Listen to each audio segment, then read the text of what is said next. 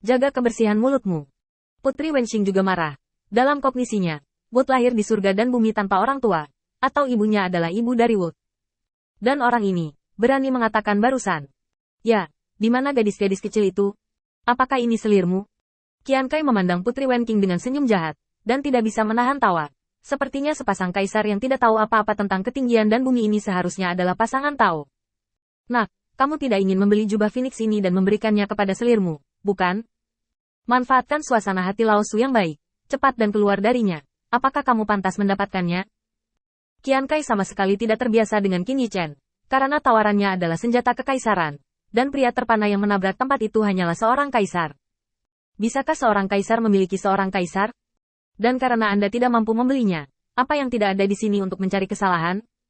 Dijelaskan bahwa itu ada di sini untuk menghancurkan adegan itu. Sekelompok orang kuat memandang Qin Yichen, yang terkejut dan tiba-tiba muncul untuk mencari kesalahan.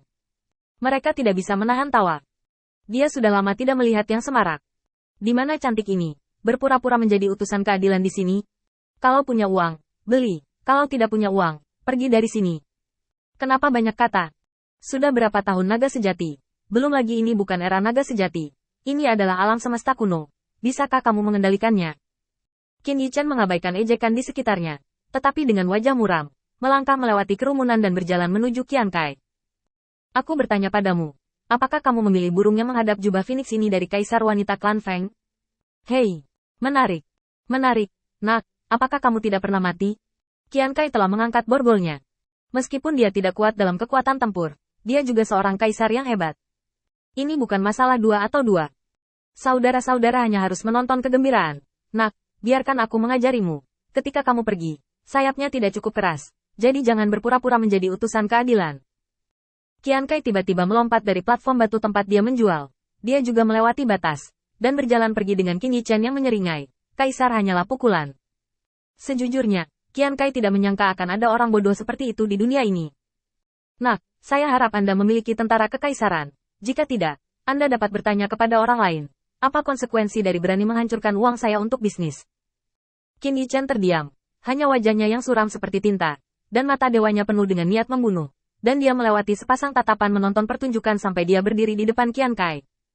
Meskipun leluhur bayi berdarah itu juga marah, dia masih menggaruk kepalanya dan berkata, "Wah, Komandan Iblis menjaga di sini." Namun, selain leluhur bayi berdarah, tidak ada yang menghalangi Qin Yichen, termasuk Putri Wenxing yang bukan keturunan naga sejati tetapi dari klan Kaisar Ke. Mungkin hanya leluhur bayi darah yang telah kesepian seumur hidup yang tidak akan mengerti kemarahan Qin Yichen. Bahkan Putri Wenxing bisa mengerti. Dia juga marah pada saat ini. Bermacam-macam ini. Jubah Phoenix dari Hundred Bird Chow seperti jubah seorang kaisar wanita tertentu dari suku Phoenix. Bahkan jika dia meninggal karena perang heroik, Putri Wenxing juga seorang wanita.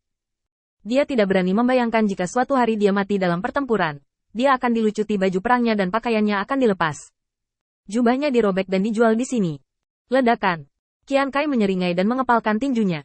Kekuatan besar kaisar melonjak. Namun, untuk sesaat, kekuatan dan seringainya, keduanya seperti bola frustrasi, hanya berubah menjadi panik. Izinkan saya bertanya kepada Anda, apakah Anda memilih burung yang menghadap jubah Phoenix ini dari kaisar wanita klan Feng? Pisau Qin Yichen mengenai leher Qian Kai, dan cahaya pisau itu tetap ada, dan cahaya dingin terpantul, seperti niat membunuh dalam kata-katanya. Qian Kai ketakutan, dan bilahnya ada di lehernya, dan dia tidak bisa menahan rasa takutnya, dan dia tidak tahu pisau ini. Ini, Feng Tianxing. Apakah kamu Feng Tianxing? Tanda seru. Dalam sekejap, Qian Kai mengerti bahwa bencana yang mengerikan akan datang. Feng Tian, jenderal besar klan Kaisar Ke dari alam Kaisar Surga, ada di sini. Dan Putra Baize pasti ada di sini juga. Saat Qian membuka matanya dengan gemetar, dia melihat Bai Guanxing telah mengungkapkan keilahiannya, dengan rambut putih seperti salju, penuh dengan sikap dingin dan arogan. Aku ingin menanyakan sesuatu padamu, katakan. Putih, Putra Baize. Tiba-tiba, banyak orang kuat yang ada di sana untuk menyaksikan kegembiraan semuanya tercengang. Pantas saja pisau ini tersayat di leher Qian Kai. Tak heran Putra Baize begitu marah. Bagaimanapun, ini adalah jubah kaisar wanita dari klan Feng. Qian Kai adalah yang paling gemetar. Putra Baize datang sendiri, dan dia benar-benar takut, tetapi dia melakukan pekerjaan ini.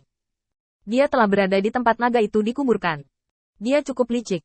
Meskipun dia takut, matanya yang seperti tikus berbalik. Setelah berbalik, segera berteriak dengan keluhan. Putra Baize ada di sini. Putra Baize telah datang ke tempat itu. Komandan Iblis. Komandan Monster. Putra Baize datang untuk menyusahkan kota naga mengubur. Qian Kai mulai melolong dengan tenggorokannya, dan dia pasti tidak bisa memukulnya.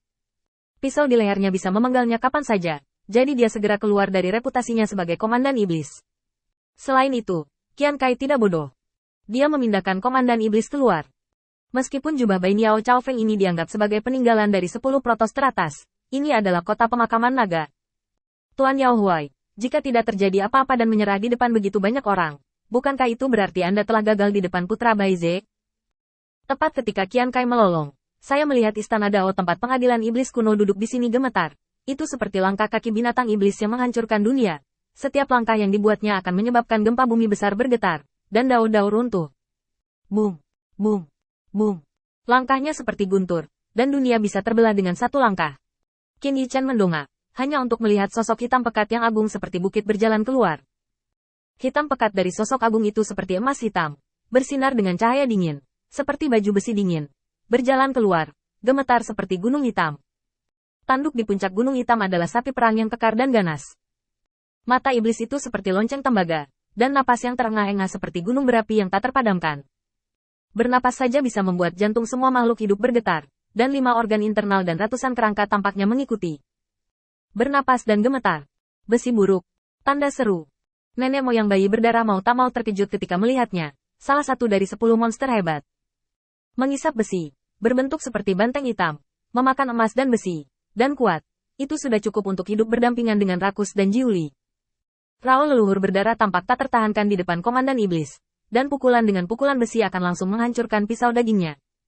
Kekuatan besi itu mengerikan. Dan iblis itu ganas.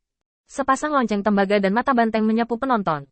Ketika dia mendengar Putra Baize datang, dia tahu apa yang sedang terjadi. Dia menatapnya, melihat uang yang dibuka oleh pisau ajaib di lehernya.